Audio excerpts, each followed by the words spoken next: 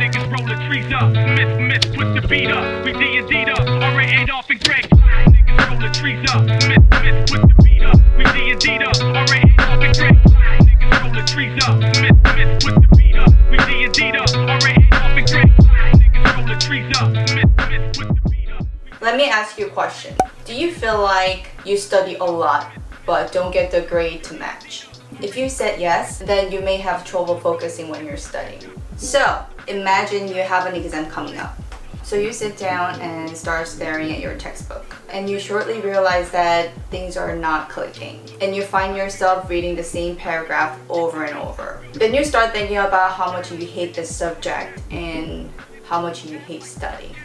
I think every one of you has had an experience similar to this. So today, I want to talk about how to avoid this loophole and focus better. One of the biggest misconceptions many students have is you will get good grades if you study long enough. But from my experience, the quality of your studying is more important than the length, because studying for a long time doesn't mean that you're actually engaging your brain. Over many years of striving to get good grades, I've realized that studying efficiently and focusing on something intensely can be achieved with some training. So I want to share how I trained myself and tips and tricks that I've learned along the way. Tip number 1, know yourself. I know it sounds irrelevant, but this is probably the most valuable tip that I can give you. Things that I'm going to discuss today may work for some people, but not others, because everyone is different. Then what do you need to know?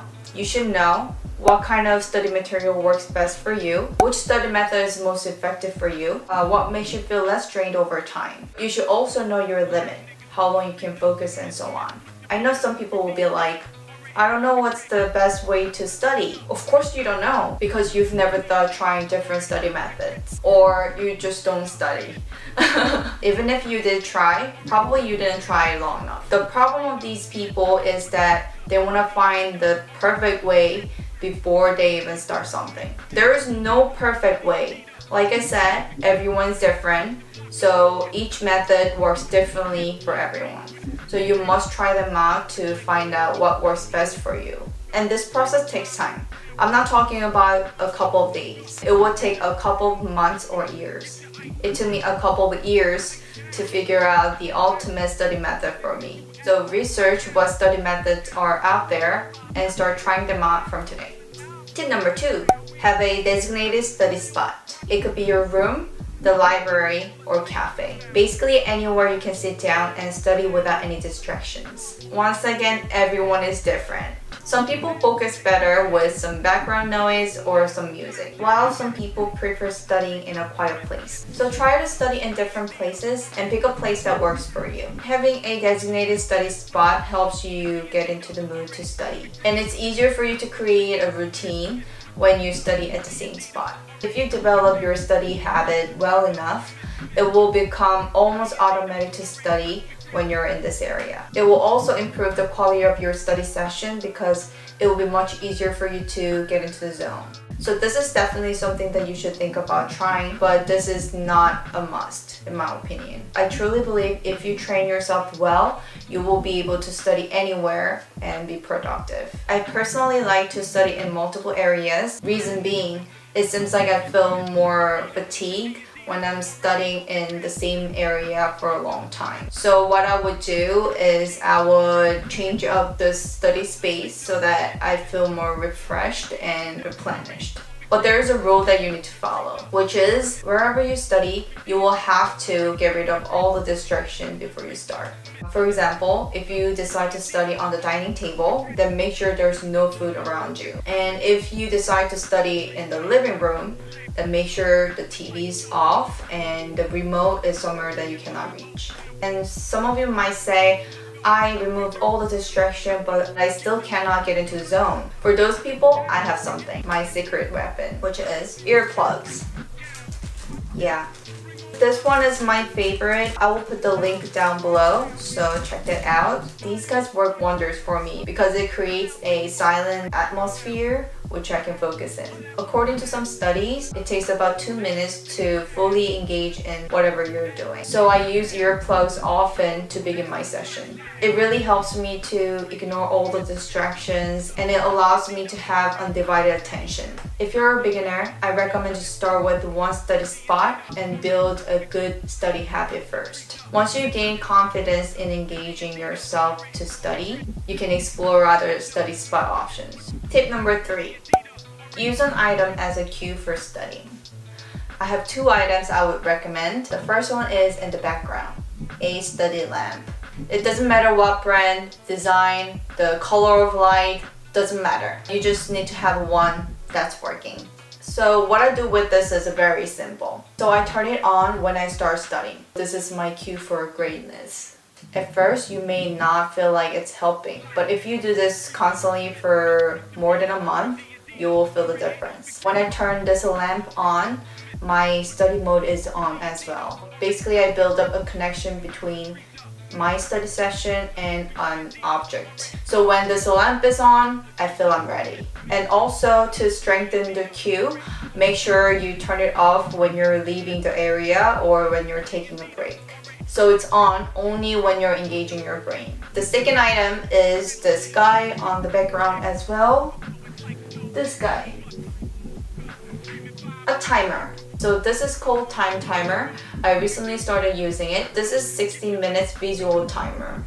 You can set the red disc anywhere between 1 to 60 minutes. And the red disc indicates how much time is left conceptually. I think this timer is not only a great cue to initiate something, but also a great tool to maximize your productivity. What it does is it makes you push yourself because you know the time is limited. So I've been enjoying this so much these days. The timer is going right now, but I don't hear any ticking noise. But if you smash on your head, yeah, you will hear it. You really have to press it down though. But other than that, it's super quiet. I usually use this when I'm doing homework, writing papers, editing my videos, which I tend to take my sweet time. Ever since I started using it, I feel productive. I know there are apps provides the same function. I tried them, but I didn't like it. It was different because it wasn't a physical timer. Also, I'm going to make a training video with this timer, so stay tuned for that. Tip number 4, take a break. There's just so much the human brain can take in one sitting, so you gotta respect that. The moment you feel like you're losing focus, you need to take a break. How do you know you're losing focus? When you read the same sentence or same paragraph over and over, that's how you know. So stand up and stretch out. Oh, yeah, I need to stretch.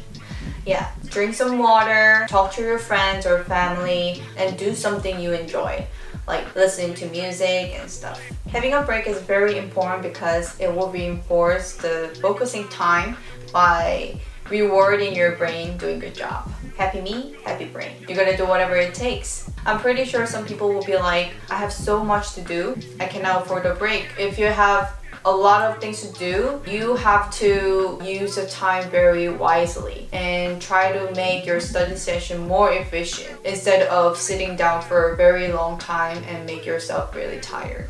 So your break should be about 10 to 20% of your study session. Just be reasonable. Don't take an hour break after 10 minutes study session, you know?